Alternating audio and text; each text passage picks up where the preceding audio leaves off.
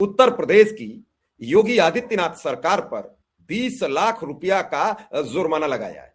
यह जुर्माना बिना सुनवाई का मौका दिए एक मकान पर ध्वस्तीकरण किया गया, यानी बुलडोजर चलाया गया, और साथ में ये कोर्ट ने नसीहत भी दी है, एक आदेश भी जारी किया है कि 2 महीने में भुगतान हो जाना चाहिए और अदालत को बताया जाना चाहिए। इस पूरी खबर को सुनकर उत्तर प्रदेश के अधिकारियों में सन्नाटा छा गया।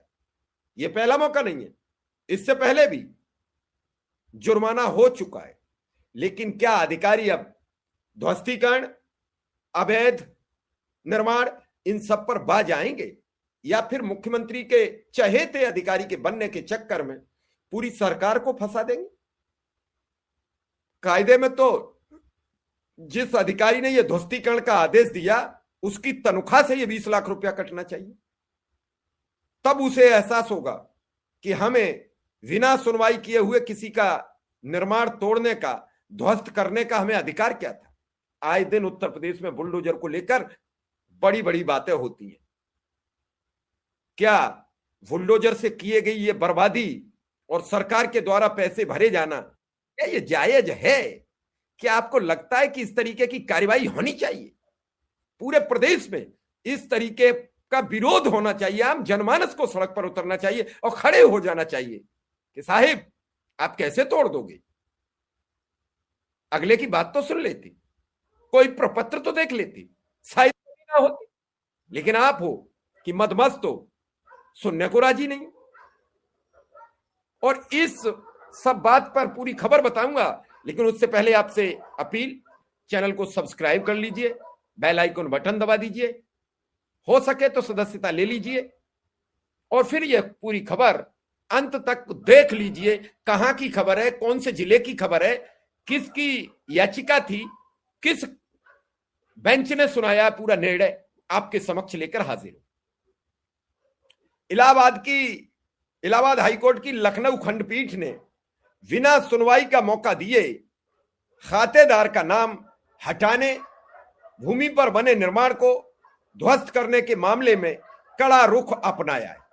न्यायालय ने न केवल उप जिलाधिकारी यानी एसडीएम द्वारा पारित किया गया आदेश रद्द कर दिया, बल्कि उत्तर प्रदेश की योगी आदित्यनाथ सरकार पर 20 लाख रुपए का हर्जाना लगाया है।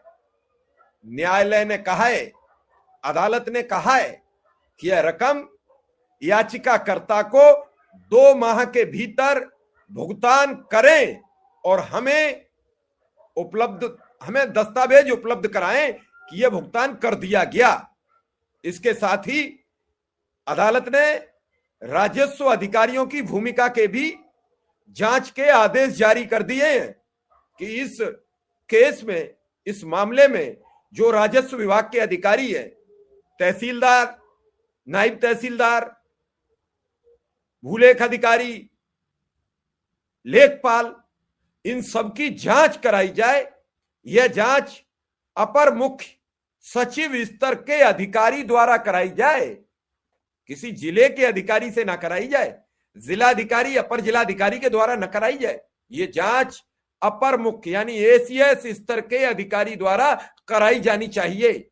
यह महत्वपूर्ण निर्णय, यह महत्वपूर्ण आदेश न्यायमूर्ति आलोक माथुर की एकल पीठ ने याचिकाकर्ता सावित्री सोनकर के याचिका पर पारित किया है।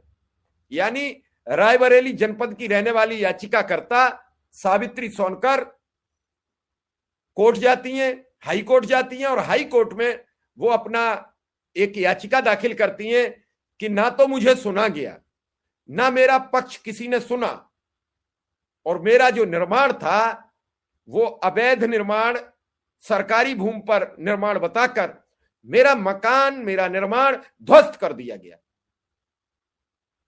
आखिर मुझसे पूछा तो जाता कि आपने ये क्यों कराया, कहां से कराया। राजस्व अभिलेखों में जब नाम था उसके बावजूद भी हमें नोटिस नहीं दिया गया। कहा नहीं, ये तो सरकारी भूमि है, सरकारी भूमि का पर्सनल नोटिस किसी को नहीं दिया जाता है, आपने इस पर सरकारी भूमि पर निर्माण किया कैसे। याचिकाकर्ता सावित्री सोनकर ने अपनी याचिका में जानकारी देते हुए बताया था कि रायबरेली जनपद के ग्राम देवनंदनपुर स्थित गाटा संख्या 431 खा भूमि का मालिकाना हक उनका है। उनका नाम राजस्व अभिलेखों में दर्ज चला आ रहा है वर्षों से। इसके बावजूद संबंधित उपजिला अधिकारी ने बिना किसी नोटिस, बिना किसी सुनवाई के उत्तर प्रदेश राजस्व संहिता की धारा 38 के तहत कार्रवाई कर डाली। 10 फरवरी को याची का नाम अभिलेखों से हटाकर भूमि को ग्राम सभा की भूमि घोषित कर दिया, यानी वो सरकारी भूमि घोषित कर दी, उसका नाम हटा दिया।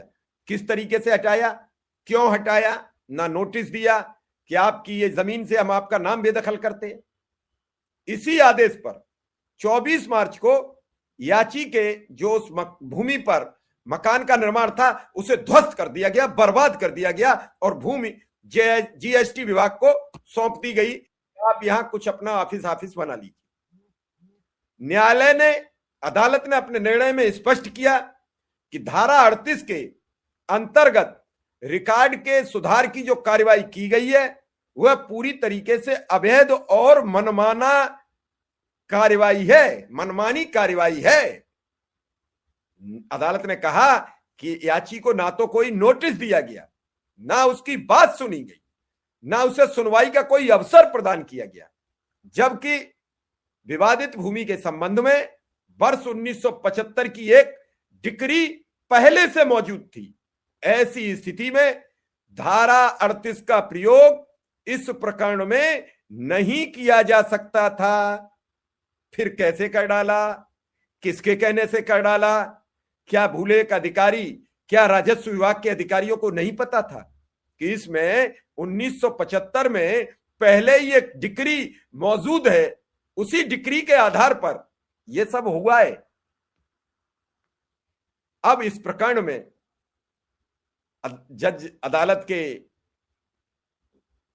न्यायमूर्ति आलोक माथुर की एकल पीठ ने इस याचिका पर अपना अंतिम फैसला सुनाते हुए कहा कि जब याचिका की कर्ता की बात ही नहीं सुनी गई, उसको कुछ बताया नहीं गया, तो किस आधार पर उसने आपने उसका निर्माण ध्वस्त किया? पहले तो हमें यह बताएं। और अगर ये बता नहीं सकते तो सबसे पहले बिना सुनवाई किए, बिना मौका दिए खातेदार का नाम हटाने, भूमि पर बने निर्माण को ध्वस्त करने का अधिकार आपको किसने दिया? ये बस हमें बताओ। इन दो बातों में से कोई सी एक बात बता दीजिए। सरकार के वकील के द्वारा कोई जवाब ढंग से नहीं दिया गया जिससे अदालत संतुष्ट होती, बेंच संतुष्ट होती। लिहाजा बेंच ने कहा कि सबसे पहले तो एसडीएम द्वारा जो आदेश पारित किया गया है धारा 38 का प्रयोग करके, उसे रद्द किया जाता है। अब एसडीएम का ऑर्डर है वो 0 हो गया। जब इसमें 1975 में पहले एक डिक्री हो चुकी थी तो एसडीएम ने बिना सबको नोटिस और तामील कराए, बिना सुनवाई करे कैसे मनमानी कर दी? अब यह आदेश पूरी तरह रद्द हो गया। यह आदेश आज से 0 हो गया। और इतना ही नहीं, जज साहब यही नहीं रुके, उन्होंने कहा कि मैं यूपी की योगी आदित्यनाथ सरकार पर 20 लाख रुपया का हर्जाना भी लगाता हूं और यह रकम याची को 2 माह के भीतर भुगतान करने का आदेश जारी करता हूं। यह खबर सुनकर पूरे प्रदेश के उन एसडीएम, उन एडीएम, उन तहसीलदारों में हड़कंप मचा हुआ है जिन्होंने सरकारी दबाव में, जिन्होंने प्रशासनिक दबाव में आकर बुलडोजर चलाकर कहीं सरकारी तालाब, कहीं पट्टे, कहीं कुछ निरस्तीकरण करते हुए अवैध कब्जे हटवाए। अब लोगों को डर लग गया, अधिकारी डर गए हैं। क्योंकि अब साथ में एक बात और कह दी जज साहब ने कि इस पूरे प्रकरण की राजस्व विभाग की जांच एसीएस स्तर के अधिकारी से कराई जाए, तभी यह मामला सुलझेगा। और हमें उस जांच की रिपोर्ट प्रेषित की जाए। इतनी बड़ी हड़कंप, 20 लाख रुपया जुर्माना, पूरे प्रदेश में अफरा तफरी मच गई है। देखना है कि इसमें सरकार क्या 2 महीने के भीतर याची को रकम देगी या फिर इसका डबल बेंच में अपील दायर करेगी।